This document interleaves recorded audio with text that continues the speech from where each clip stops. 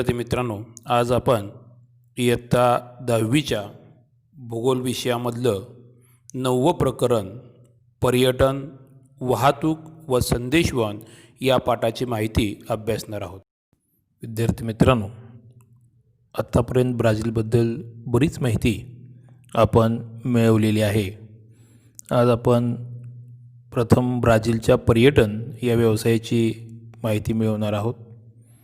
आपणाला समोर भारत आणि ब्राझील या दोन्ही देशांचा असणारा आंतरराष्ट्रीय पर्यटक संख्या दाखवणारा एक आलेख दिसत आहे. त्याचं निरीक्षण करायचं आहे आणि त्याच्या आधारे आपणाला विचारलेल्या प्रश्नांची उत्तरं या ठिकाणी द्यायची आहेत.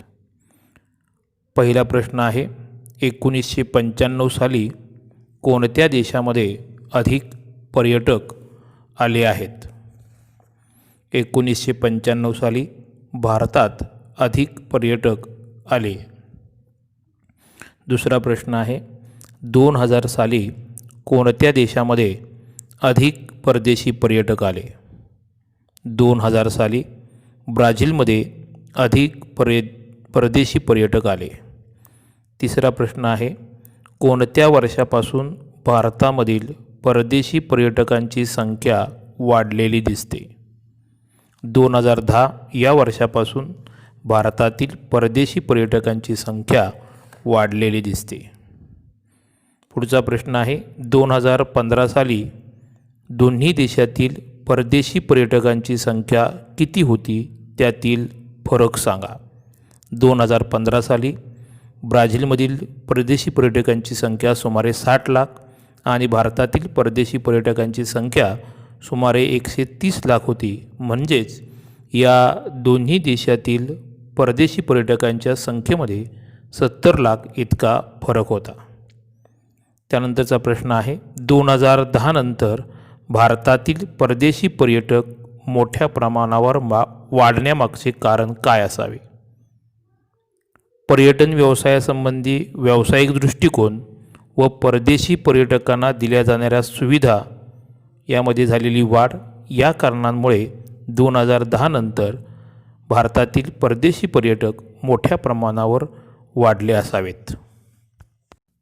प्रथम आपण ब्राझीलच्या पर्यटन व्यवसायाची भौगोलिक स्पष्टीकरण या ठिकाणी अभ्यासणार आहोत.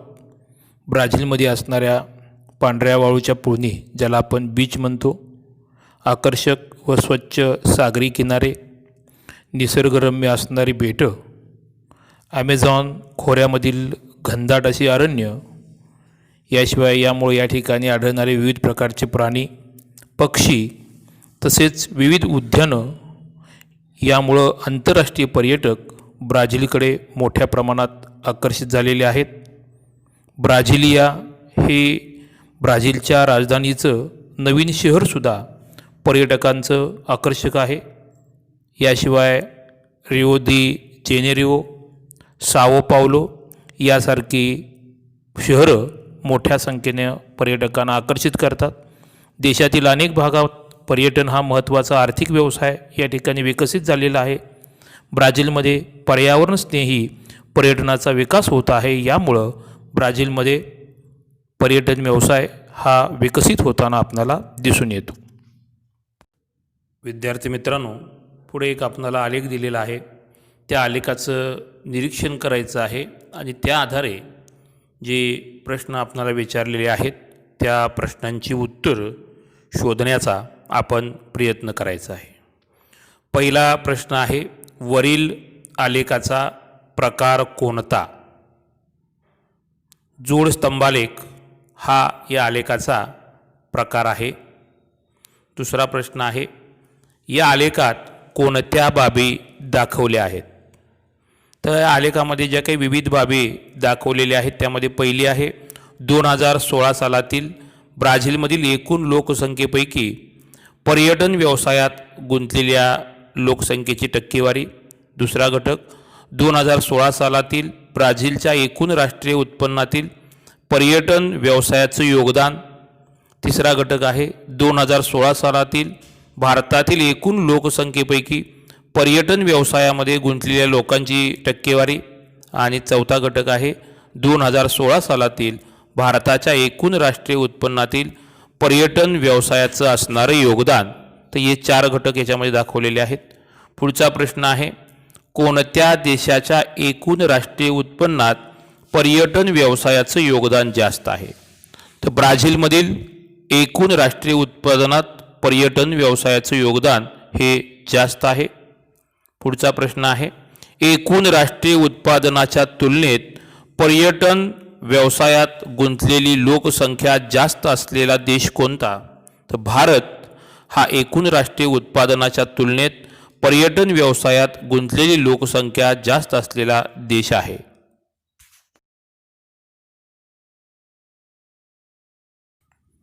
आकृतीमध्ये दाखवल्याप्रमाणे 2015 साली भारतामध्ये भेट देणाऱ्या आंतरराष्ट्रीय पर्यटकांची संख्या ब्राझीलच्या तुलनेत जास्त आहे. तसे असले तरीही पर्यटन क्षेत्राच्या एकूण राष्ट्रीय उत्पन्नातील वाटा हा ब्राझीलपेक्षा कमी आहे. हे प्रामुख्यानं त्या देशाची लोकसंख्या व एकूण राष्ट्रीय उत्पन्न यांच्या मूल्यावर अवलंबून आहे. त्यानुसार भारताचे राष्ट्रीय उत्पन्न व लोकसंख्या ब्राझीलच्या तुलनेत खूपच जास्त आहे.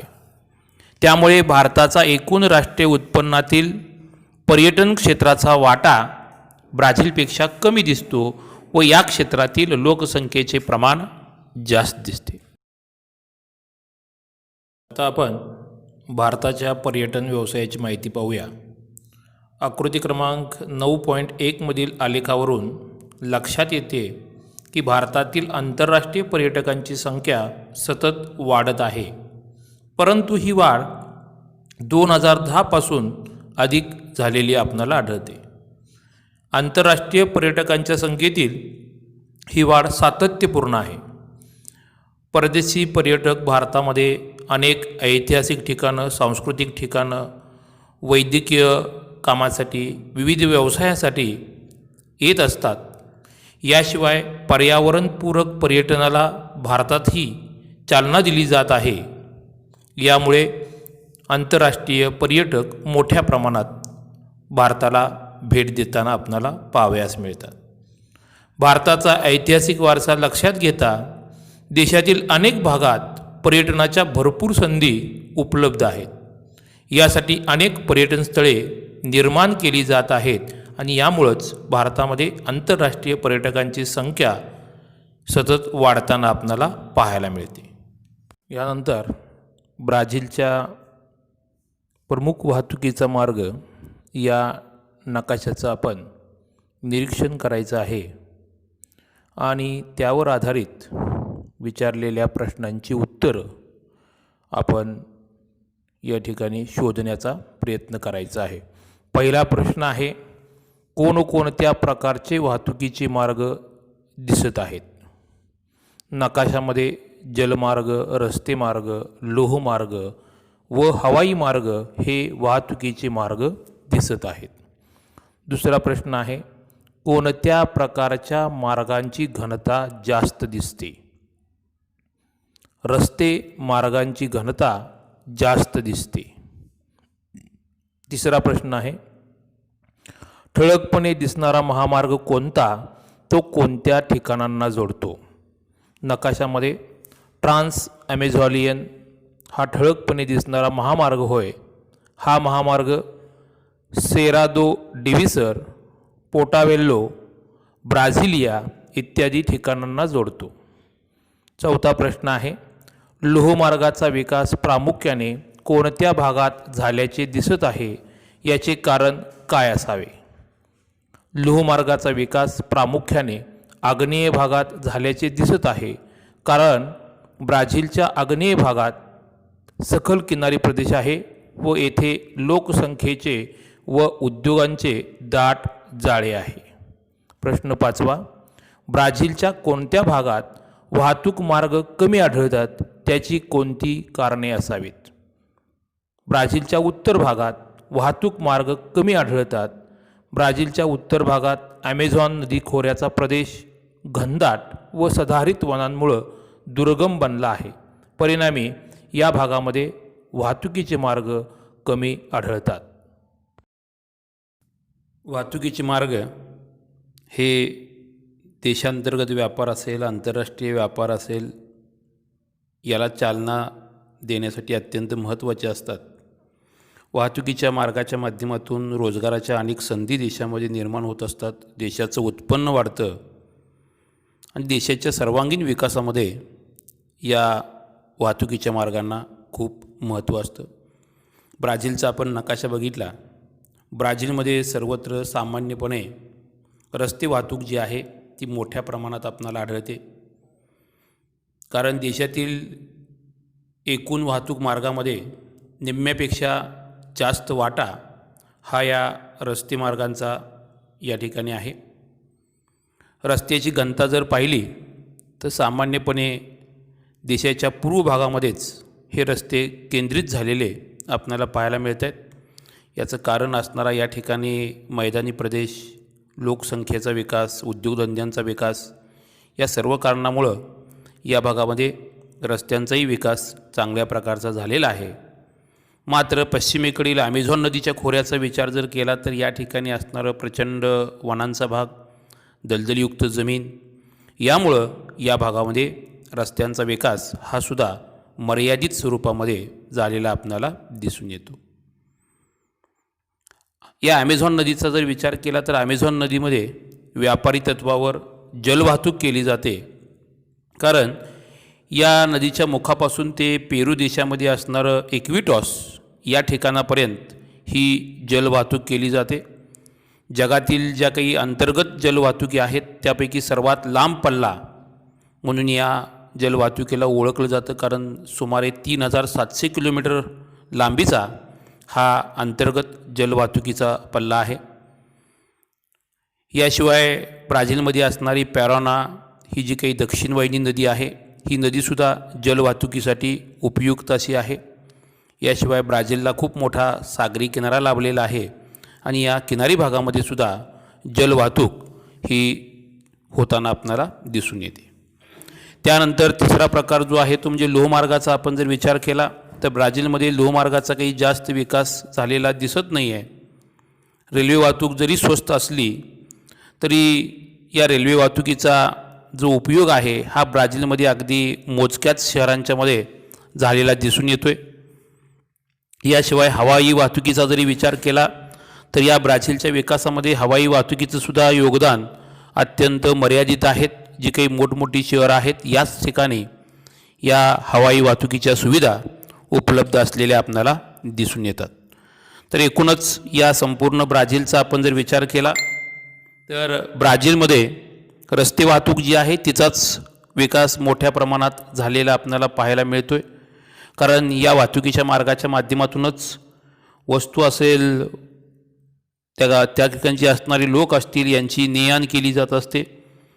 देशातील लोकांची गतिशीलता या माध्यमातून वाढत असते आणि या माध्यमातून देशातले असणार मग शेती व्यवसाय असेल, खाणकाम व्यवसायासारखा व्यवसाय असेल, उद्योगधंदे असतील, पर्यटन असेल, कारखानदारी आहेत, बँका आहेत, या सगळ्या प्रकारच्या व्यवसायांना या वाहतुकीच्या मार्गाच्या माध्यमातून चालना मिळत असते आणि देशाचा विकास हा होत असतो. आता आपण भारतातील वाहतुकीची माहिती या ठिकाणी अभ्यासणार आहोत. यामध्ये पहिल्यांदा आपण भारताचा राष्ट्रीय महामार्ग, प्रमुख बंदरे, लोहमार्ग, विमानतळ या नकाशाचं असणारं व्यवस्थित निरीक्षण करायचं आहे आणि त्याच्यावर आधारित जे काही प्रश्न आपल्याला विचारलेले आहेत त्या प्रश्नांची उत्तरं आपण शोधायची आहेत. पहिला प्रश्न आहे, वाहतूक सेवांचे कोणकोणते प्रकार नकाशामध्ये दिसत आहेत? वाहतूक सेवांचे जलमार्ग, रस्तेमार्ग, लोहमार्ग व हवाई मार्ग हे प्रकार नकाशामध्ये दिसत आहेत. कोणत्या भागात रस्ते मार्गाची घनता जास्त आहे? उत्तर व दक्षिण भागात रस्ते मार्गांची घनता जास्त आहे. पुढचा प्रश्न आहे, कोणत्या भागात लोहमार्गाचे दाट जाळे आढळते? उत्तर भागात लोहमार्गाचे दाट जाळे आढळते. त्यानंतरचा प्रश्न आहे, महत्त्वाची 5 बंदरे आणि 5 विमानतळांची नावे सांगा. यामध्ये महत्त्वाची 5 बंदरे मुंबई, कोची, चेन्नई, विशाखापट्टणम आणि कोलकाता आणि 5 महत्त्वाची विमानतळं मुंबई, पुणे, दिल्ली, बेंगळुरू, तिरुवनंतपुरम. पुढचा प्रश्न आहे, भारताच्या कोणत्या भागात वाहतूक मार्गांचे जाळे विरळ आहे, त्याचे कारण काय असावे? भारताच्या अतिउत्तर भागात आणि ईशान्येकडील भागात वाहतूक मार्गाचे जाळे विरळ आहे. भारताच्या अतिउत्तर भागात आणि ईशान्येकडील भागात हिमालय पर्वतरांग पसरलेली असल्यामुळे या भागात वाहतूक मार्गांचे जाळे विरळ असावे. ब्राझीलची तुलना करता भारतामध्ये लोहमार्ग आणि रस्तेमार्ग या वाहतुकींचं जाळं खूप दाट अशा प्रकारचं निर्माण झालेलं आहे. रस्तेमार्गांच्या बाबतीमध्ये आपण जर भारताच्यामध्ये पाहिलं तर दरवर्षी सुमारे 85% प्रवासी वाहतूक आणि 70% माल वाहतूक जी आहे ही रस्तेमार्गाच्या माध्यमातून भारतामध्ये होत असते. लोहमार्गाच्या विकासामुळं प्रवासी व माल वाहतूक ही सुद्धा सुलभ झालेली आहे. भारताच्या अर्थव्यवस्थेच्या वाढीमध्ये या लोहमार्गाचं योगदान हे खूपच महत्त्वाचं आहे. भारतामध्ये लोहमार्गाच्या माध्यमातून प्रवासी वाहतूक मोठ्या प्रमाणात होते. मात्र भारताचा मध्यभाग, ईशान्येकडील राज्य आणि राजस्थानमध्ये लोहमार्गाचं जाळं थोडंसं विरळ आढळतं.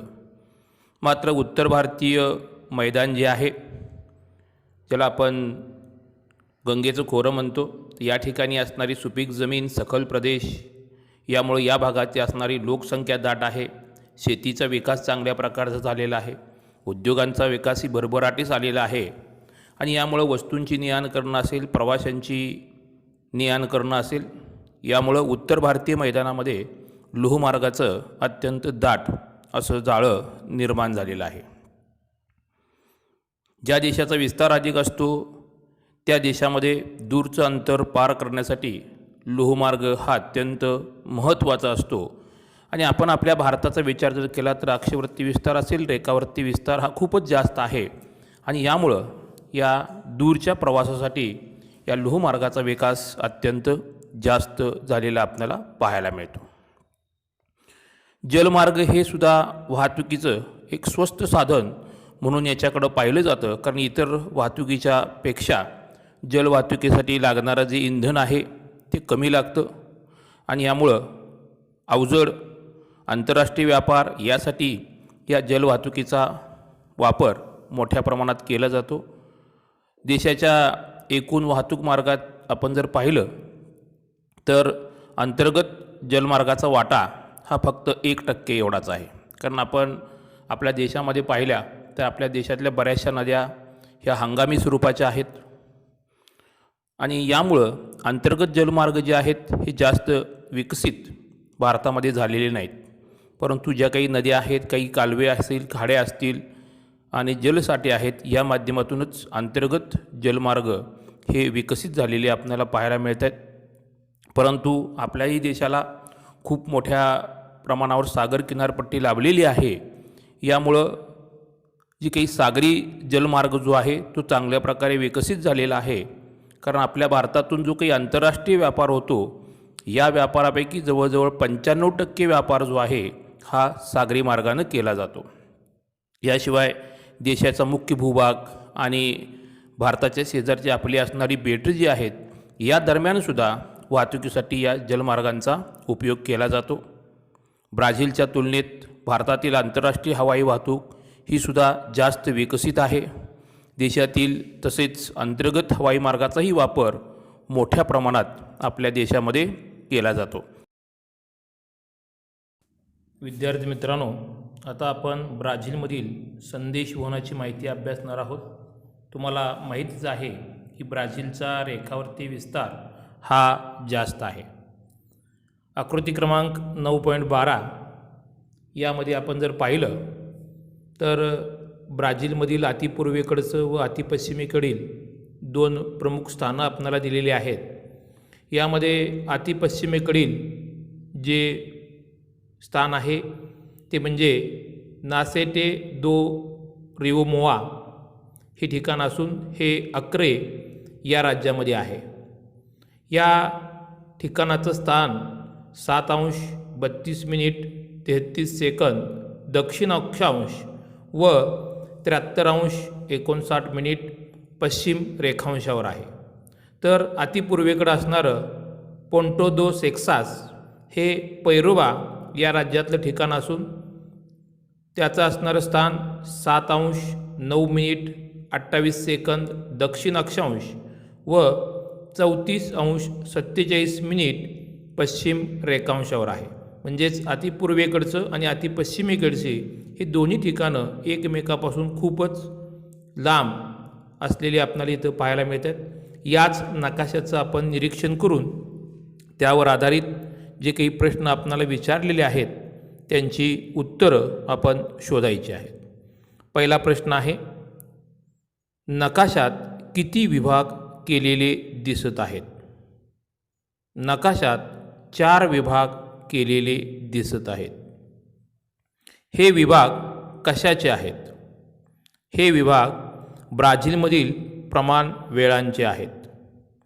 जागतिक प्रमाण वेळेच्या मागे याचा अर्थ काय? सर्वसाधारणपणे 0 रेखावृत्ताच्या अनुषंगाने जागतिक प्रमाणवेळ ही निश्चित केली जाते. या रेखावृत्ताच्या पश्चिमेकडे असणाऱ्या देशांची वेळ जागतिक प्रमाणवेळेच्या मागे असते. ब्राझीलमधील कोणत्या भागातील वेळ इतर विभागांपेक्षा पुढे आहे? ब्राझीलमधील अतिपूर्व भागातील वेळ ही इतर विभागांपेक्षा पुढे आहे. ही वेळ इतर विभागापेक्षा किती मिनिटांनी पुढे आहे? ही वेळ इतर विभागापेक्षा 60 मिनिटे ते 180 मिनिटे एवढी पुढे आहे. लाल रंगाची ठळक रेषा काय दर्शवते? लाल रंगाची ठळक रेषा ही ब्राझीलची अधिकृत प्रमाणवेळ दर्शविते. तर या नकाशाचं आपण निरीक्षण केलं तर या देशाच्या रेखावृत्तीय विस्तारामुळं असं लक्षात येतं की अतिपूर्व आणि अतिपश्चिम बिंदूंच्या वेळेतील हा फरक जवळजवळ 168 मिनिटे म्हणजेच 2 तास 48 मिनिटे इतका आहे. त्यामुळे ब्राझीलमध्ये एकूण 4 प्रमाणवेळा मानल्या जातात. देशात वेगवेगळे कालविभाग निर्माण केलेले आहेत. या प्रमाणवेळा ग्रीनिच वेळेच्या अनुक्रमे 2, 3, 4 आणि 5 तासांनी मागे आहेत. नकाशातील लाल रंगाची ठळक रेषा ब्राझीलची अधिकृत प्रमाणवेळ दर्शविते. ती ग्रीनिच वेळेच्या 3 तास मागे आहे. ब्राझीलमधील संदेशवहनाचा विकास. ब्राझीलमधील दूरसंचार सेवा अतिशय विकसित आणि कार्यक्षम आहे. यामध्ये दूरध्वनी, भ्रमणध्वनी, दूरदर्शन प्रसारण, आकाशवाणी प्रसारण, संगणक आणि इंटरनेट इत्यादींचा समावेश होतो. ब्राझीलमधील 45% अधिक लोकसंख्या ही इंटरनेटचा वापर करत आहे.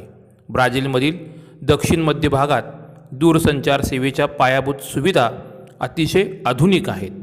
उत्तर आणि वायव्य भागात मात्र या सेवांचा विकास लोकसंख्येअभावी मर्यादित स्वरूपात झाला आहे.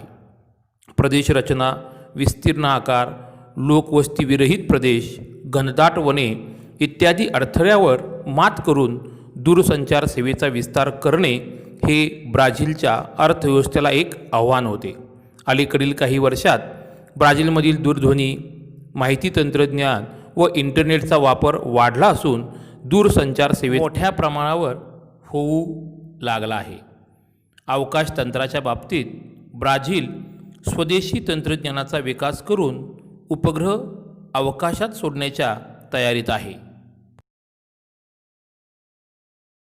विद्यार्थी मित्रांनो, आता आपण भारतातील संदेशवहन क्षेत्राची माहिती या ठिकाणी अभ्यासणार आहोत. आपणाला भारताचा स्थान व विस्तार दाखवणारा नकाशा समोर दिसत आहे. या नकाशाचं आपण व्यवस्थित निरीक्षण करायचं आहे आणि त्या आधारे विचारलेल्या प्रश्नांची उत्तरं आपण शोधायची आहेत. प्रश्न पहिला आहे, भारतीय मुख्य भूमीच्या अतिपूर्व व अतिपश्चिम टोकावरील रेखावृत्तामधील फरक काढा. तो ब्राझीलच्या तुलनेत किती जास्त किंवा कमी आहे ते शोधा. भारतीय मुख्य भूमीच्या अतिपूर्व व अतिपश्चिम टोकावरील रेखावृत्तामधील फरक सुमारे 29 अंश आहे. हा फरक ब्राझीलच्या तुलनेत सुमारे 10 अंशाने कमी आहे. दुसरा प्रश्न आहे, भारतीय प्रमाणवेळेचे रेखावृत्त कोणते? 82 अंश 30 मिनिट पूर्व रेखावृत्त हे भारतीय प्रमाणवेळेचे रेखावृत्त आहे. पुढचा प्रश्न आहे, भारतीय प्रमाणवेळ आणि ग्रीनिच रेखावृत्ताची वेळ यामध्ये अंशात्मक व कालात्मक फरक किती आहे? भारतीय प्रमाणवेळ आणि ग्रीनिच रेखावृत्ताची वेळ यामध्ये अंशात्मक फरक 82 अंश 30 मिनिट व कालात्मक फरक 5 तास 30 मिनिटांचा आहे. भारतीय स्थानिक वेळा किती आहेत? भारतात केवळ एकच स्थानिक वेळ आहे. भारताचाही रेखावृत्तीय विस्तार हा खूप जास्त आहे आणि यामुळेच भारतातील अतिपूर्व बाजूचं ठिकाण व अतिपश्चिम टोकावरील रेखावृत्तामधील फरक जर आपण पाहिला तर हा सुमारे 120 मिनिटांचा आहे. परंतु भारतामध्ये एकच प्रमाणवेळ मानली जाते. भारतीय प्रमाणवेळेसाठी 82 अंश 30 मिनिट पूर्व रेखावृत्त हे निश्चित केलं आहे. हे रेखावृत्त अलाहाबाद या शहराजवळून जाते. भारतीय प्रमाणवेळ ही ग्रीनिच वेळेच्या 5 तास 30 मिनिटे पुढे आहे. भारतातील इलेक्ट्रॉनिक माध्यमांच्या प्रगतीमुळं दूरसंचार उद्योग हे अतिवेगानं वाढणारं क्षेत्र बनलेलं आहे. माहिती तंत्रज्ञान आणि संदेशवहनाच्या युगात संगणक, भ्रमणध्वनी, इंटरनेट अशा डिजिटल साधनांच्या वाढत्या प्रभावामुळं हे क्षेत्र अधिक वेगाने भारतामध्ये विस्तारत आहे. भारत हा सर्वाधिक स्मार्टफोन आणि इंटरनेट वापरणाऱ्यांचा देश म्हणून आज ओळखला जातो आहे. भारताची असणारी अवकाश संशोधन संस्था इस्रो, भारतातील अवकाश संशोधनासंबंधीचे उपक्रम या संस्थेमार्फत राबवले जातात. आजपर्यंत इस्रोने अनेक उपग्रह प्रक्षेपणामध्ये विक्रम प्रस्थापित केलेले आहेत. स्वदेशी तंत्रज्ञानाच्या आधारे तयार केलेले उपग्रह व उपग्रह प्रक्षेपण तंत्र यांच्या वापरामुळं या क्षेत्रात भारताचा असणारा भविष्यकाळ नक्कीच उज्ज्वल झालेला आहे.